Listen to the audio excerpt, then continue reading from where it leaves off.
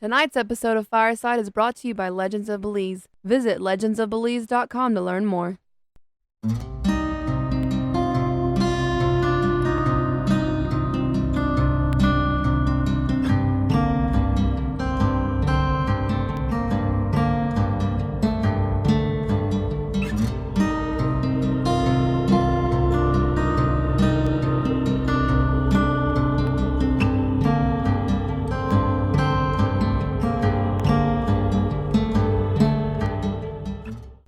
Hello, everybody. You're listening to Fireside Paranormal Podcast. My name is Jordan Cline. I have another fun show planned out for you tonight. My guests tonight are RKB Paranormal out of Dixon, Tennessee.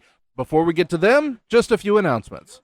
Newsly is an audio app for iOS and Android. It picks up web articles about the most trending topics on the web at any given moment and reads them to you in a natural human voice. For the first time in the history of the internet, the entire web becomes listenable. Browse articles from topics you choose and start playing. Stop scrolling, start listening. You can follow any topic as specific as you'd like, from sports, science, to Bitcoin, or even the Kardashians. It'll find you the latest articles and read them to you aloud. They also have podcasts, so explore trending podcasts from over 50 countries. My show, Fireside Paranormal Podcast, is there too. Download and use Newsly for free now from www.newsly.me or from the link in the description, and use promo code FIRESIDE where the eyes are ones. I'll also put that in the description, and you receive 1 month free premium subscriptions. I also want to give a little shout out for American Paranormal Magazine. Go check them out, paranormalzine.com.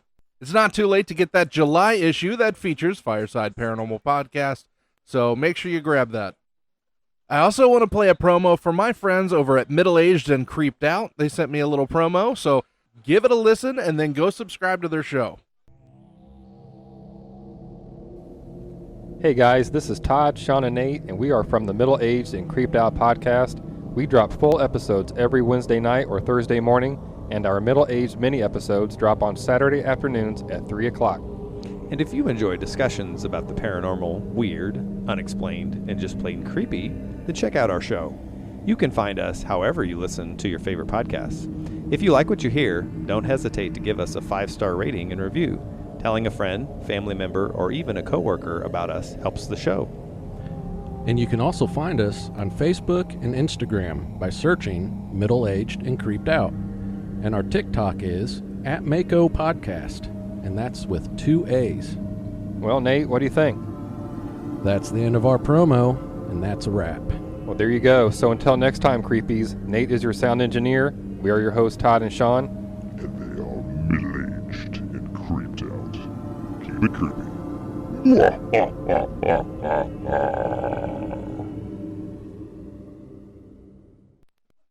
They're a great group of guys and very genuine. Like I said, go check out their channel and subscribe. This past weekend, we had the West Virginia State Penitentiary Paracon. I met a lot of you out there. A lot of folks came up to the table that listened to the show. It was really cool meeting you. I got a lot of new stories, a lot of featured stories for you. Met a lot of groups that I can do some group highlights with as well. A lot of cool connections, a lot of great guests and speakers there. Check it out next year if you're able to go. It was a lot of fun. Our first featured story of the night comes from Austin. My name's Austin Stanley. I'm from Beckley, West Virginia, and I have a group, Mountaineer Paranormal. Come on. We've been investigating since November of 2021. We've been to a few locations around the state. Haven't been anywhere out of state yet, but I was asked to tell some of my personal stories. So just whenever you want me to start with them, I have a couple. So the first story is, it was our first investigation. It was before we were founded as a group. We were investigating Trans-Allegheny Lunatic Asylum in Weston, West Virginia, which is by far one of my favorite places that I've ever been to so far. We were in Frank and Larry's room, and I wouldn't say provoke, but I like to entice activity. Okay. And I enticed just a little bit too much that day, and I got scratched on the back of my neck. Really? I have pictures of it, 3 scratch marks. So it called you bluff. It called my bluff and then some. Yeah, it was my first investigation, so I didn't really know what I was getting myself into, and I took it too far. So I've learned, obviously, not to do that, but that was one of my more memorable stories. The second story happened actually just last week or the week before. Okay. So this whole Ukrainian-Russian war that's going on, I had bought a suit, or not really a suit, it's like a uniform, just a war battle uniform that was in a soldier's backpack, a Russian soldier's backpack that was took off of him over in Ukraine. Yeah. And that night I had brought it home. I was told that the guy that I had bought it off of had started having activity happen in his store after he had brought it back with him. And I brought it home, didn't think nothing of it, framed it, put it on the wall, and I'm telling you, that night, it was like Russian chanter in the background of my house. Come on. So, and I obviously don't speak Russian, so I couldn't tell you what they're saying, but it was a very worrisome, scary thought. And the only reason why I'm saying that is there's some Americans over there that are fighting with Ukraine. Yep. What anger does this spirit have against Americans, against us? Even though I meant no harm by purchasing the item, Yeah. I'm just wanting to preserve modern history. You just never know what's attached. Exactly. And there's definitely something attached to this. I can say that because, I mean, it happens all the time now. Now, where can people find your group? People can find my group online at www.mountaineerparanormal.com. We're on TikTok at Mountaineer Paranormal. We're on Facebook, Mountaineer Paranormal 304. And we are also on YouTube. Haven't had anything posted there yet, but we are working on it. Thank you, Austin. Our next story is from Serenity. Hi, my name is Serenity, and I am from Pennsylvania. And I was at the penitentiary, and where they would, I forget what it's called, where they would hang out, the yard outside. Okay, yeah. And we were walking away from it, me and my aunt, and I look and I see this figure, and there was nobody there, and I was like, oh, I think I just saw something. So you saw a person out there? It looked like a shadow figure, which is weird. Did you chase after it? No. Thank you, Serenity. Our last story comes in from Cathy. My name is Cathy Moncure. I'm with Shenandoah Paranormal Watch, and I have a Bigfoot story. Okay, years ago, this would be back in the early 90s, I was married to a gentleman whose family had a farm in southern Fauquier County in Virginia. They had been on this property for generations, so all his kids knew everything. They hunted that property. They know what's on that property. One evening, we were over at my husband's sister's house, and we were standing outside saying our goodbyes, and they were all standing around me. And this is quite out in the country. This is all farmland. They raise cattle. And all of a sudden, we heard this call. I'm getting chills thinking about it. And it was down the small power line. We call it the small power line, as opposed to the high tension lines that were over next to it. And it sounded to me like it was about a half-mile off, so not far. Yeah. And I got a funny look on I was thinking, wow, I wonder what that was. And before anything got out of my mouth, I looked at them. They were scared. They had never heard anything like that before. And then I got scared. Because it's their property, right? Exactly. And they had been out there all their lives and working that farm. And that was like, oh, this is something real, was my thought. And forgot about it for years. Until I contacted a group in that area that was actually studying some Bigfoot movement. Okay. And I told him where I heard this, thinking, it's not going to be a big deal. And he said, well, I put it on their website. And I got a call. It's like, can you call me? And I'm like, okay, that's kind of odd. He said, we've actually been tracking movement between southern Fauquier County and Fairfax County, of all places, at Quantico. And I'm like, oh my gosh. He says, I think we now have some evidence from you that how they're getting there. And they're following the power lines. And it's like, I had no idea that they were in Virginia up that far. I don't know if they're still there because this was years and years and years ago. And thank you, Cathy. If you want your story to be one of our featured stories, make sure you send me an email at firesideparanormalpodcast@gmail.com. Legends of Belize is a series about mythical creatures that dwell in the jungles and waters of Belize. The Belizean legends are captured, documented, and preserved like never before in a comprehensive art series and books with fully colored and detailed images of fine art by artists, authors, and award-winning animators Dismas and Grissi G. Discover the supernatural creatures that await deep in the jungles, such as the mysterious dwarf called Tata Duende with backwards feet known to rip the thumbs off of trespassers, or the beautiful shape-shifting woman known to locals as the Ishtabai, who seduces drunks to never be seen again. These creatures and many more can be found in the Legends of Belize books. Learn about the cryptozoological, paranormal, and unexplained creatures that haunt Belize. Be fascinated. Be terrified. Belize. Legend of Belize books are available in print and ebook. Buy your copy from your favorite online bookstore such as Amazon, KDP, Apple Books, and many more. Also be sure to visit legendsofbelize.com. All right, I want to get to my guest. Join me by the fire as we welcome RKB Paranormal, Damian Christie, Josh Barber. They are in Dixon, Tennessee. Guys, you with us? I'm here. How you doing? Good, good. What's going on, bub? All right, guys, tell me about your All right. group. How did you get started? What made you get into it? What does RKB stand for? Well, me and Josh have been friends for 30 years, and as teenagers, it was just something we was always really, really interested in and just kind of intrigued by. And along with our other best friend Keith, on the weekends we would be out in cemeteries, abandoned houses, anything that we heard was haunted, and just be investigating.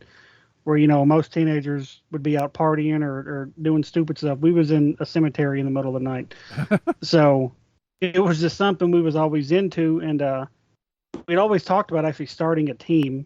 It was just something we always just kind of talked about and going to all these different places and actually investigating them and stuff. And in 2011, Keith was an officer in our hometown, and he was shot and killed in the line of duty.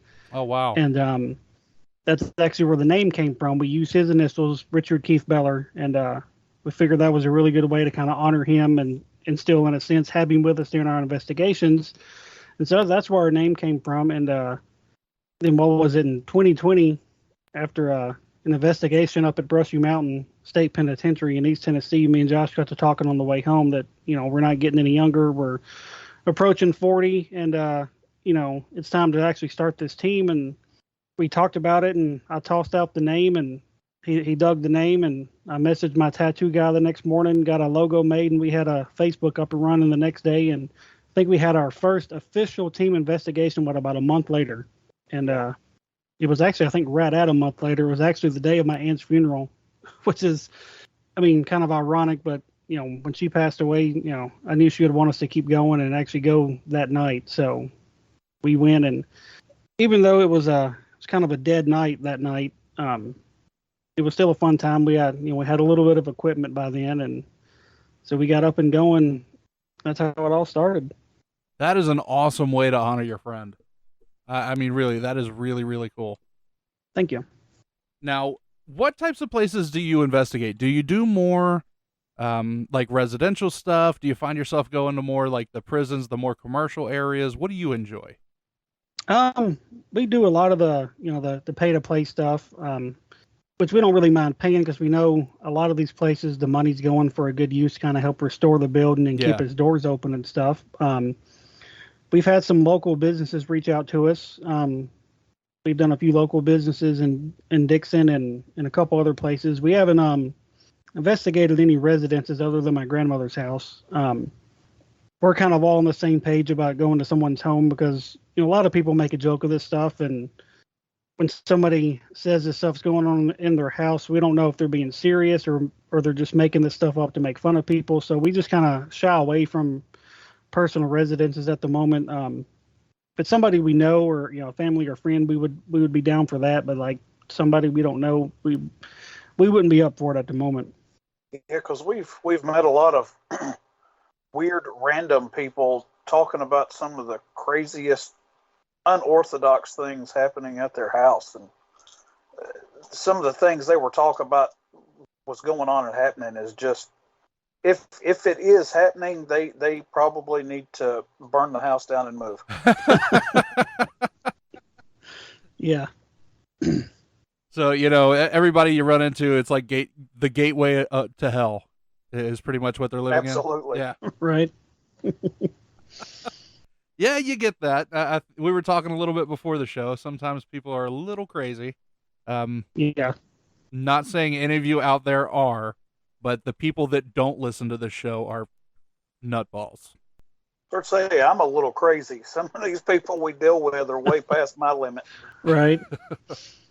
So when you do these investigations, what kind of equipment do you use? We got the typical things. We got a few camcorders, we got a few digital recorders, EMF detectors. We get a lot of good use out of our REM pod. We use our spirit box. Josh really enjoys doing the SS method, so he does that a lot when we go to places. We got our first Boo Bear coming. I think I'm supposed to get that in the mail tomorrow. So hopefully that'll be put to good use if we know there's some children or something around. So we don't have a ton of stuff, but, Cat balls. No, yeah, we have cat balls too. The little LED balls. We get a lot of use out of those too, surprisingly. So for folks out there that are not familiar with some of the gadgets, what is a Boo Bear? What is you explain cat balls. The Boo Bear is essentially just has I don't really know what you call it inside of it. It's kind of like a REM pod in a way. Yeah, it's like a REM pod, but it's inside of a teddy bear, obviously, and it lights up and it beeps and stuff when something is practically holding it. It detects electromagnetic fields, stuff like that. So you have to be practically holding it just like the REM pod or for it to even go off. So if you're across the room and this teddy bear or this REM pod's completely alone and this thing starts going crazy, the chances are something is near that or touching that or something to make it go off. And like I said, with the REM pod, we've had a lot of interaction. Just a couple of investigations, we've been able to use it. So that's really neat. What is your favorite piece of equipment, would you say? Mine would be the REM pod. Yeah.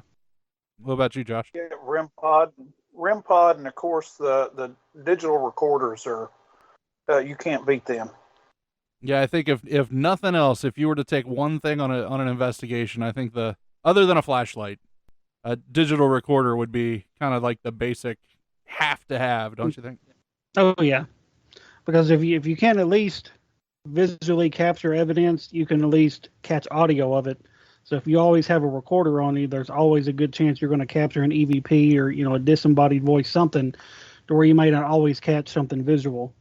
Where would you say your favorite place to go has been so far?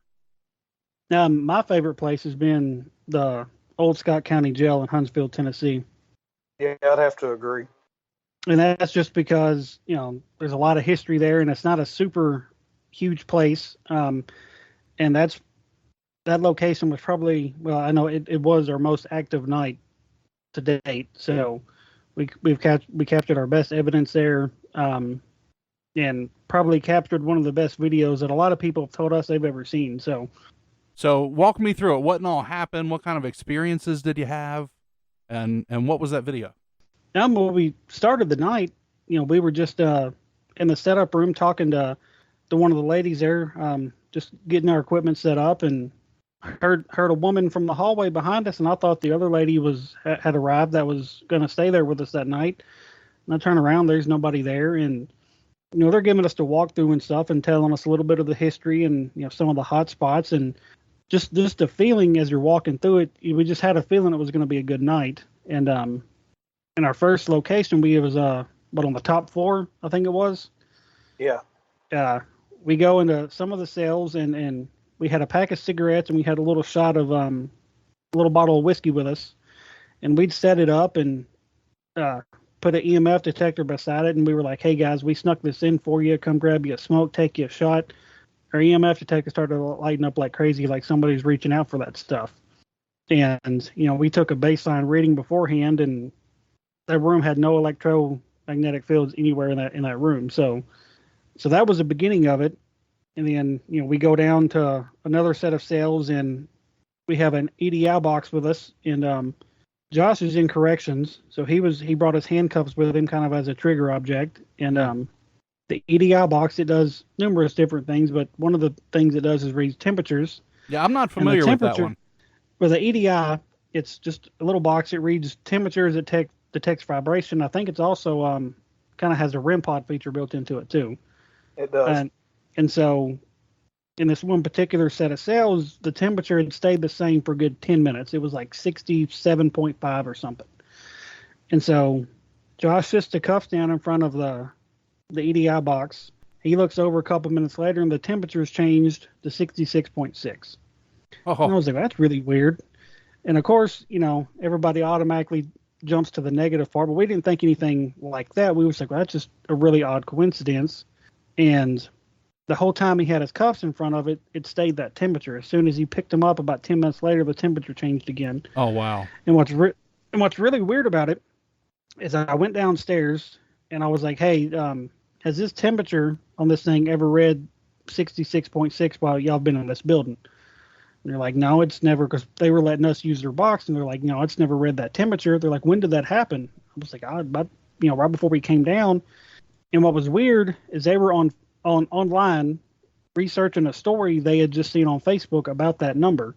And so for them to be looking up that number and for that number to appear upstairs, it was just a really weird coincidence. And we had a lot of weird coincidences through that entire night. Wow. That's really cool. Josh, you feel anything? You do the Estes method? Yes. I love doing the Estes method. It pretty much, whenever you're blindfolded, the only thing that you can hear is the static of the spirit box going. And of course you will get certain words and phrases that you will hear through it. And most of the time, the phrases and words that I hear are answering questions that Damien or some of the other team members will be asking in a totally different room. And so to me, it just kind of dulls all your senses down to just where basically only thing you can do is feel and hear at that time. And I tend to have a lot of good results with it. Now, would you say that you are sensitive in any way? I've been told that I am, yes. Okay, because I don't know, it's almost like a two-parter with that method. Like, one, are you just more attuned to what's around you? So you're kind of not only just sensitive to that, the spirits around you, but you've dialed in your senses. But two, are you using yourself more as a vessel at that point too? I don't know if I'm really using myself as a vessel, but I do believe that the spirit will be able to feed off of my energy sometimes to be able to communicate better. And a lot of times they'll put me in some really awkward positions. Whether I've been locked into a vault. Oh God. I've been handcuffed. To a set of cell bars. Whatever we can do to put me in kind of a more awkward situation to where there again I have to allow myself to let go of everything around me and just focus directly on what I'm trying to hear through the spirit box. So who's handcuffing you? Like Damien? Yeah. Damien's usually the one cuffing me to everything. How many folks do y'all have in your group? We have 6. Now, we have myself, my wife Kelly, you have Josh and his wife Angel, and then you have our really good friends Mark and Adam. Very cool. What do you guys have certain roles that you kind of carry with that? Not really. I do a lot of more of the trying to figure out, where we're going to go and stuff, and I'll shoot it out to them like, hey, what do you guys think about this? And if we're all in agreement, we'll book it up. But we don't really have any specific roles, I wouldn't say. No, because we all kind of take turns, or kind of really all together. I wouldn't say taking turns of looking up history and just trying to figure some more about some of the locations. But I wouldn't say anyone has a particular job that, is theirs with the group. We all just kind of jump in as a team effort. Mm-hmm. That's real cool. So you guys wouldn't say you had like a leader or anything like that. You're all kind of equals. Yeah, only thing we really put titles in anything is just, me and Josh are the co-founders. So, but everybody else, we're all investigators. We all are equally a part of the team. So everybody has their own voice that they can express their opinions if we should go to a place, shouldn't go to a place. And if we're not all in 100% agreement, we're not going to do it. So, all right. So with the places you guys go to, what is like the absolute, how do I want to say it? Terrifying. Like, is there a place that you went to that you were like, wow, this one really scared me. I'm not sure if I want to go back. I think we would probably be all in agreement. The one that probably, I wouldn't necessarily say scared us the most, but made us to where we don't know if we would ever go back, would probably be the old Harriman post office. Simply because we don't feel like we were told everything. Yeah, those people were being really sketchy about the information they was giving us. And so, like, I don't know if they weren't allowed to tell us certain things or if there was just certain things they didn't want to share. But we all kind of got that feeling, they were giving us to walk through, and the gentleman would go to say something. He'd look over to his wife and she would kind of shake her head. No, don't, kind of like, don't tell him that part. And that location is where myself, Mark, and my oldest son, we all actually got scratched at that location. Oh, wow. And that's something that's never happened and never happened since. Mark and my son Jake, they actually got scratched during just the walkthrough part. And during the end of the night, I was locked in a different vault than Josh was locked in that night, and I was doing the Estes method, and it kept feeling like there was somebody behind me, and of course I'm in a room by myself, and all that's behind me is like, I think it was a big safe or something in there. Yeah. And it kept feeling like there was somebody behind me, like watching me, and right there towards the end, it felt like my neck was burning, so I'm trying to get out of the room, and of course, Josh is letting me out, and he scares the hell out of me because I wasn't expecting him to be at the door. And they were like, "What are you trying to get out?" The back of my neck. He finds 3 scratches going down the back of my neck, and so at that point we decided to go ahead and wrap the night up. We said a little prayer out in the parking lot and told whatever was there they couldn't follow us home. But that was probably the one location that I don't know if we would ever go back to. I don't think they actually allow investigations anymore. I think the building was sold. But just based on what we weren't told, I guess, I don't know if we would ever want to go back. So that was one of those places that kind of looked into after the fact because they were being so shady with the information they give us. There was a lot of like bad political things that went on within that town. Between the sheriff of the town and the judge, they were built off of like these high Christian values. But then kind of the root of it is the gambling, the alcohol, the brothels, all these things were going on underneath these buildings that all connected through tunnels under the ground. And basically the sheriff and the judge controlled everything. And if there was someone that they didn't like or they done somebody wrong or whatever, they just sent them to execution. Oh, wow. The judge had his nickname was the hanging judge because everyone that crossed him or done something wrong that he didn't like, he sent them all to be executed by hanging. Now, is this like when it was presented to you, were they just like, oh yeah, come check this place out, we got some activity, and that's all they said? I mean, that's how it was portrayed on Facebook. They were like, hey, we oversee this building, they're letting us put on investigations, we've investigated here numerous times, yada yada. And they didn't really tell much anything about it until we got there. And then of course, like I said, when they got there, they would tell us bits and pieces, but it seemed like every time you turn around, the wife was telling me, we're shaking her head no, like, hey, you can't tell them that, or, we're not allowed to tell them that. I don't know if the owners were stopping them from telling certain things or if they just didn't want to tell us or what it was, but we all got that feeling. Once they kind of set us loose, we were kind of talking about it, and we just felt like something was off about it. Now, after feeling that, something was off, what did you guys do? Like, what was the next steps? I know that you did the investigation, but did they stay around after the walkthrough? Like, was there any confrontation with them? Like, hey, we just got scratched again. You didn't tell us this. They stayed in the building. They stayed like in a back office with the door closed, kind of off to themselves. And like I said, the 2 scratches happened during the walkthrough, and they seen it whenever we was like, hey, this just happened to us. And then of course, when we ended the night, I was like, yeah, I've got these 3 on my neck, and they're like, well, nobody's ever been scratched here before, which I'm just like, okay, that's a little weird. I was like, one time, I was like, all right, maybe that's a coincidence, but 3 of us getting a total of 5 scratches, like, you're going to sit there and tell me nobody's ever had a scratch happen here before? That just didn't make much sense to us. No.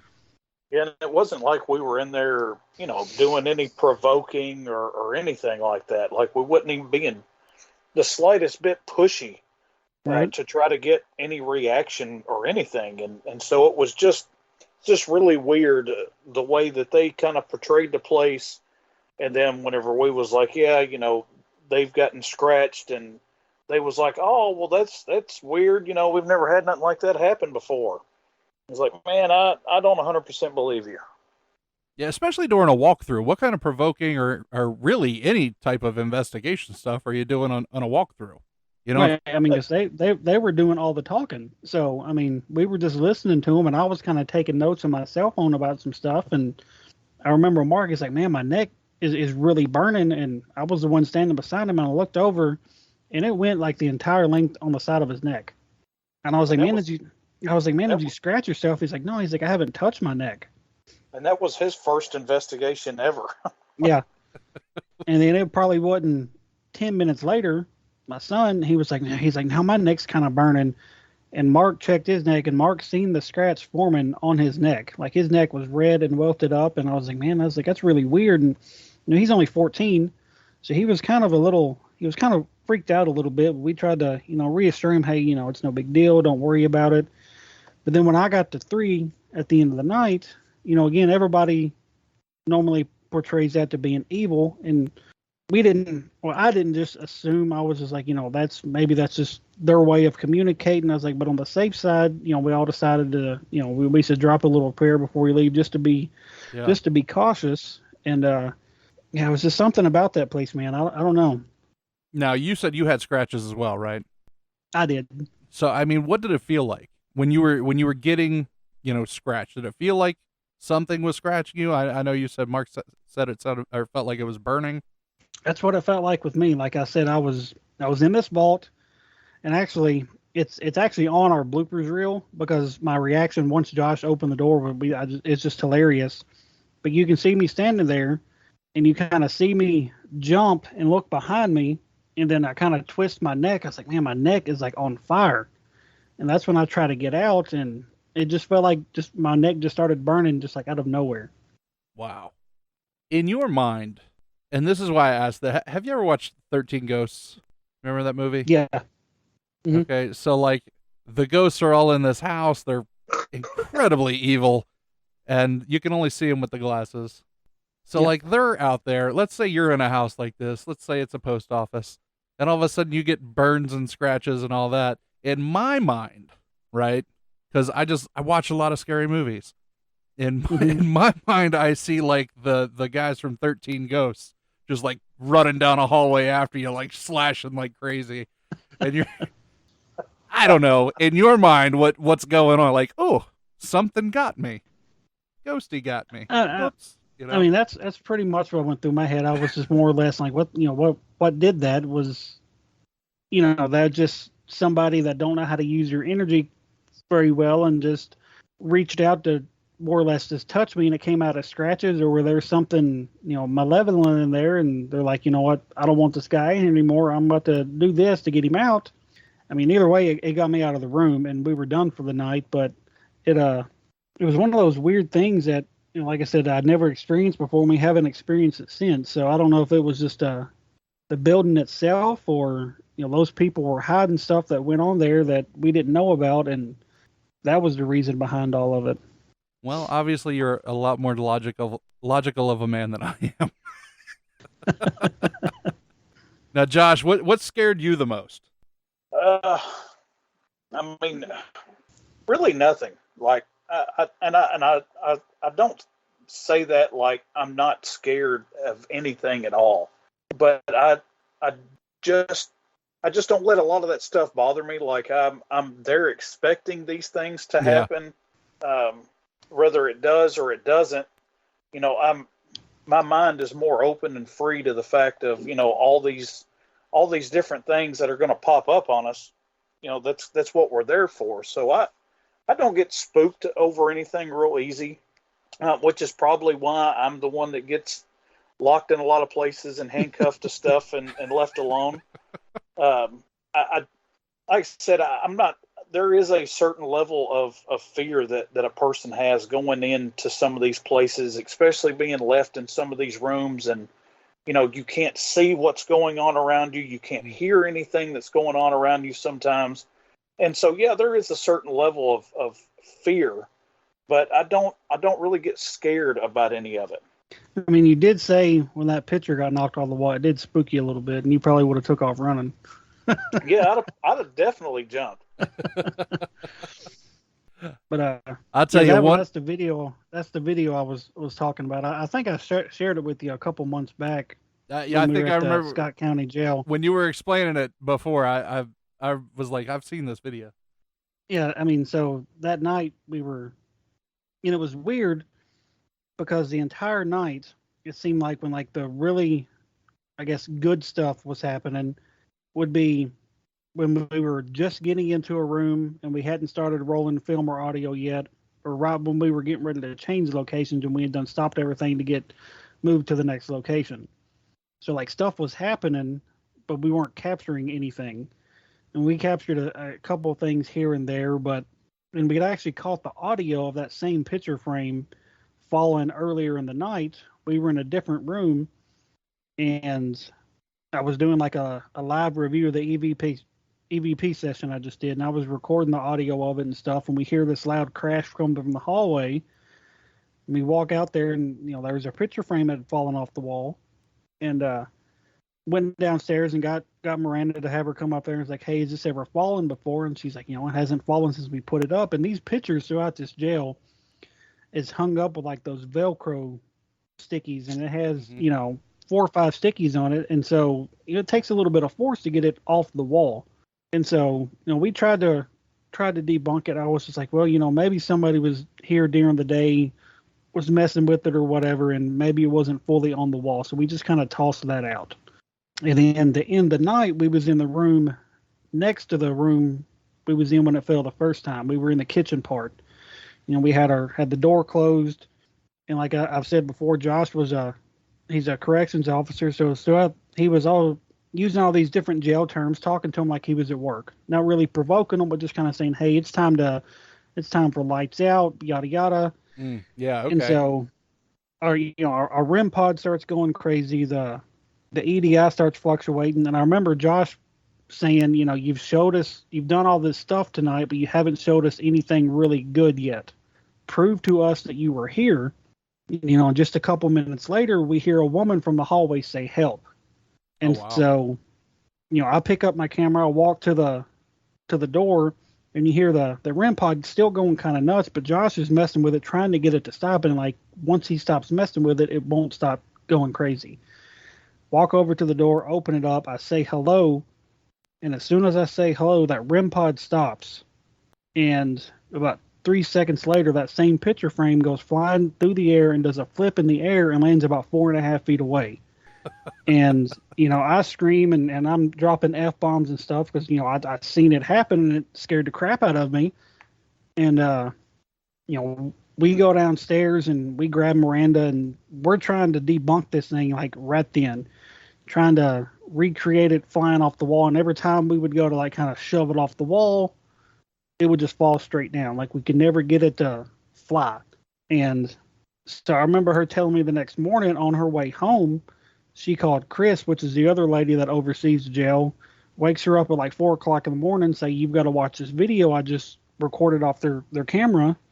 And so I emailed them the video the next morning, and they're looking at it and they edit it up a little bit.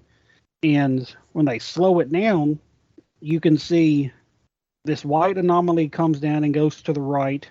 you see a shadow figure on that same side dart to the right, and then right when that picture frame goes flying, it looks like a more or less an arm comes out from behind the wall and just kind of smacks the picture off the wall. And like I said, it's one of the craziest things I've ever seen, and most definitely the craziest thing I think we both ever experienced since we've been doing this.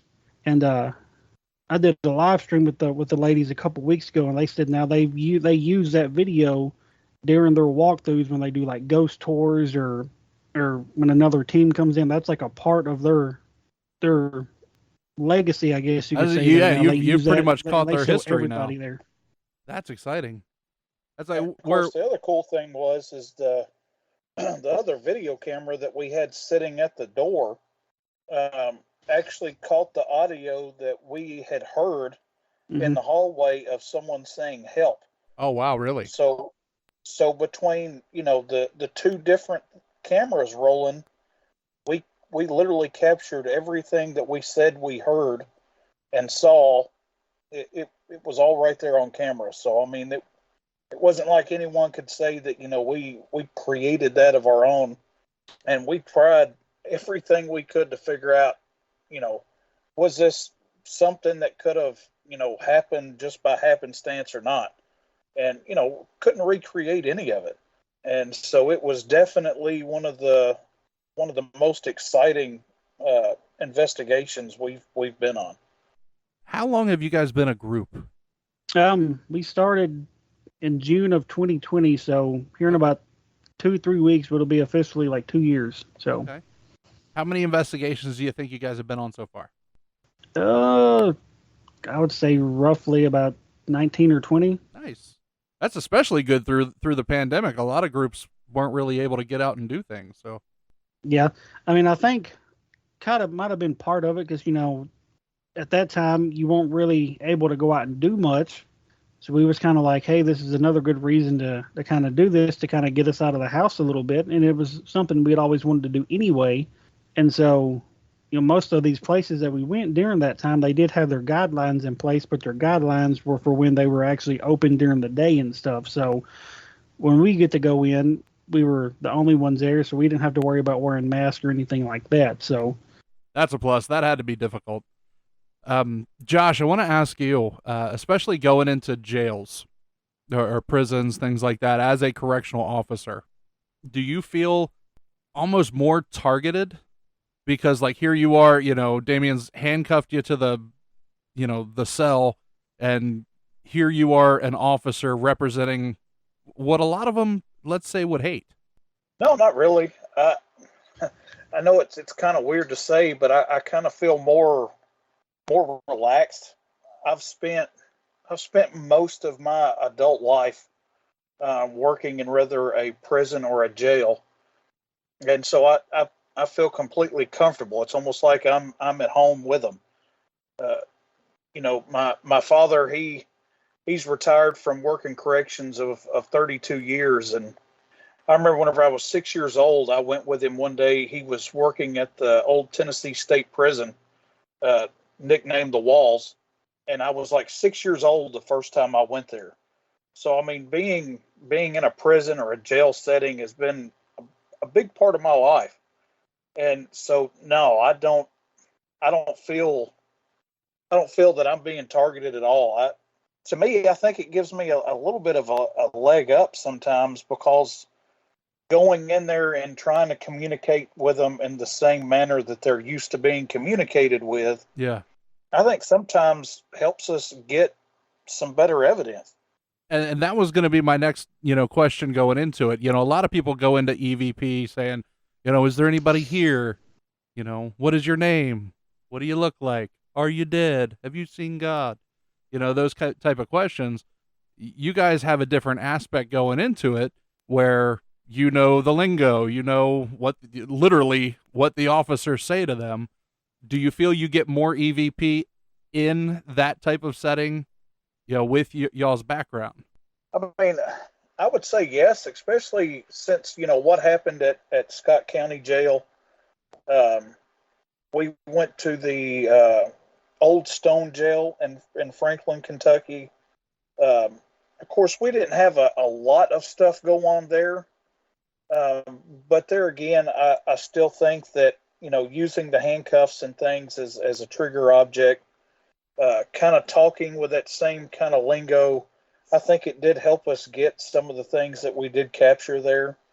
And the same at Brushy Mountain, going inside of that place where there's more than enough activity to go around. There again, I think it kind of helps spike some of the interest whenever you go in there talking in the same manner that they probably spent their life used to hearing.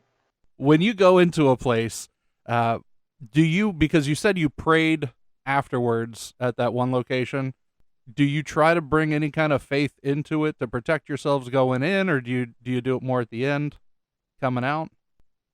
I'd say more at the end. There again, making sure that,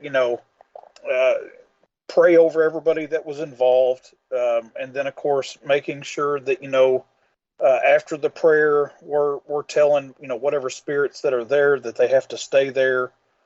They can't come with us. They have to remain on the property, on the premises. We don't give them permission to go with us. It's just that little extra safety margin. And I think it does us pretty well. Even after we left from Octagon Hall, which was a really good experience, it's stuff like that. I do believe is needed on that departure, just to make sure that no entity of any kind is trying to attach to us to follow us home. I think one of the neatest things that I've come to realize here is that, okay, so when people talk about the paranormal and things like that, they talk, somebody throws out Christianity and they're like, oh no, there's no Christians in the paranormal world. But when you talk to a lot of paranormal groups, they bring faith into it a lot, whether it be even as simple as praying before and after, or taking care of themselves on that aspect. It's just a very neat observation, I'd say. Well, in my opinion of things is, if you believe in heaven and you believe in hell, you also have to understand that there's this line somewhere in between where, souls and spirits and things get stuck and trapped. And, my personal opinion of it is I think sometimes whenever a soul is snatched away from life as quickly as some of these people have, they do get kind of stuck. They don't know really what's going on or what's happened, and maybe they just hadn't figured out how to cross over. Maybe they don't want to cross over, and so they just kind of get stuck in the middle. Very neat. I see you nodding your head too, Damien. You wanted to add to that? I mean, I agree with what he's saying. Especially when somebody dies tragically and unexpected, I feel like that's where a lot of the hauntings come from. Because it does happen so quickly and you're not sure what to do from there. I mean, a lot of these spirits may not even realize they're dead, and that's where you get a lot of the residual stuff, because they're just kind of continuing their daily routine because they don't realize they're no longer alive. And so, I mean, yeah, I agree with everything he just said to you. Yeah, because we don't understand how time works. Once a person dies. Is time still rolling on their side, or do they think time's still rolling on, or are they just stuck in time? I mean, so, without understanding all of what happens after death, it's kind of hard to say really what the spirit is feeling or doing or understanding. And I think that's where where all this comes from and why people experience these things. That's a good point. There's a lot of folks that say, time doesn't really exist for spirits. You hear it a lot with, they talk about demonic entities. They're outside of time. So, yeah, you never know. I mean, you're not going to know until you're there. And then when you're there, you're not going to really. I want to bring up Octagon Hall because when you mentioned it, there was a lot of, oh, yeah. So what happened there? I mean, it's more or less what didn't happen there. Yeah. That was actually my wife's first investigation. It was just one of those locations. and it was a public investigation, so there was more than just us there.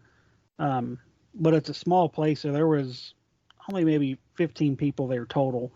But the people hosting it and stuff, they knew that we were a team, so they just kind of let us stray away and just kind of do our own thing and be away from everybody else. But I mean, we heard everything from growls in what was supposed to be a nursery. We was hearing growling coming from the closet in the nursery, which is really weird. And we were having some flashlight interaction in that room when we heard the growl. We had a flashlight set up on the bed, one of those, mag lights where you can just kind of twist it just enough to where it's off, but it can be manipulated really easy to turn it on. And so we was interacting with something in there, and then you hear this growling coming from the closet behind us. And I said, man, it's just down in the basement. Whatever's in that basement made it clear that they did not like women down there. Wow. Because we were using some dowsing rods and, crossing this way for yes, this way for no. And we were just asking just some questions, and somebody brought up if they liked women down there. And it, pointed and said, no. I was like, all right. And they said, do you want the women to leave? And it told us yes. So, Angel and Kelly, they hauled ass back upstairs, and they're like, we're not going back down there. And I don't think they went back down there for the rest of the night. They didn't. And there towards the end of the night, we were back in that nursery, and one of the guys that was kind of hosting the event, he was in there with me, and Angel and Kelly were in there, and he was saying all this stuff. He was more or less provoking is what he was doing. He was going in there saying all this stuff, hey, this is a new time and era. Women have the rights to do things now. If you don't like that fact, you can basically F off. And about that time, they started being affected really bad. And, of course, he was like, hey, y'all got to get out of here now if you're being affected. They were, their stomachs were hurting. They were having pains in their necks and all this other stuff. And, they run outstairs and they get outside and they break down and just start crying because they're so affected by whatever just happened. And the lady that was overseeing the building at the time, she, said some stuff and did the saging and all that stuff. And I remember when we left, she told us that something would try to bring us back. She goes, whatever you do, just keep going. And, so Josh had the GPS set up to get us back home, and it kept rerouting us. It rerouted us 3 or 4 times trying to get us to go back there. Wow. And it was we found it really strange. And so even though all that stuff happened, we all want to go back. And my wife and I, we actually went back during the day one day last year. We were just out driving around and stuff, and we went up there because it's about a 40-minute drive from where we live. Uh-huh. And it was a totally different atmosphere from when we were there the first time. But what was really strange is that same lady was there, and she was like, hey, I'm fixing to run and get some lunch. You guys can hang out while I'm gone. Just don't go in the basement. I was like, that's really weird. I was like, why would she not want us going in the basement? And, of course, my first initial thought when she left, I'm going to the basement. But, they have all these cameras set up everywhere, and I didn't want to, risk being caught on camera going to the basement. So it was really weird she didn't want us going to the basement. But we've talked about going back there. I think we're going to try to go back there within the next 2 or 3 months. The place was really heavy. I mean, it was the energy in that place was super thick. I mean, it was just I don't know. It was one of the most unique feeling places we've probably ever been. And I remember me and you had crawled up in the attic, and we kept hearing what sounded like somebody breathing in the corner of that attic. Oh, and, yeah. And of course, we're the only 2 up there. Everybody else is below us or in a different part of the building. And it sounds like there's somebody like heavily breathing in the corner of the attic. And it sounded like at one point, like a wooden chair got dragged across the floor up there or something. It was a strange night, but it didn't spook us to the point where we said we're not going back. It made us want to go back for more. Now, how far do you guys travel for these investigations? I think so far, the farthest we've traveled has probably been about 3.5, 4 hours. A lot of the places we really want to go, I mean, they are, 3, 4, 5, 6 hours away. So those are places we'd have to plan more for, and, probably end up getting a hotel room for the night and stuff like that. But there's a ton of stuff around us, in Kentucky, Ohio, North Carolina, all these places we want to go is the stuff we have to plan more for. But we try to right now we're just doing places we can go to within a few hours and still come back the same night. So You need to come up my way. We got the West Virginia State Penitentiary in Moundsville. oh yeah, that's definitely a place that I want to go. And I know Josh would too. So Yeah, that's a really, not only is it an active location, but just it's beautiful, and the history. I mean, it looks like a giant Gothic castle. It's really neat. Now, if it's somebody definitely one we want to visit sometime. if somebody out there wants to get a hold of you, let's say they're close to your area and they got a haunted location they want you to see and experience, how do they get up with you? We're pretty much on all social media. We got a Facebook, we got an Instagram, Twitter, TikTok. We have a YouTube page as well. YouTube is what we're trying to make our main focal point for our evidence and all that stuff. We use the rest of our social media for more promotion for where we're going, and whenever we're on shows like this, we'll make posts and stuff saying when it's coming out and when we're going to places and stuff like that. So all they have to do is just hit us up if they're around. Awesome. RKB Paranormal. All you got to do is look it up. Guys, I want to thank you so much for coming on the show. Thanks for chatting with me. I know we had some schedule stuff going on because the day I'm recording this, it is raining and storming, and I appreciate you fellas holding down as everything's going crazy with the electronics. So thank you so much. Hey, thank you for having us. Hey, you guys have a great night. Appreciate it. You too, man. You too. Bye. And with that, the fire is out. Thank you so much to RKB Paranormal. Thank all of you for listening. Make sure to connect with me on social media. So Fireside Paranormal Hub on Facebook. We're also on Instagram, Twitter, at Fireside Parapod, Parapod. I'm on TikTok. Don't forget the Patreon, patreon.com/Fireside Paranormal. Tiers start at just $1, and we have the Discord name drop, merch giveaways, and a lot of extra stuff, so I'd love it if you join me on that. Give the show a rating and a review anywhere you listen. Make sure you check out our website, firesideparanormal.com, to get your sweet, sweet Fireside merch, and that is all the time we have for this week. So until next week, everybody, don't be afraid, only believe.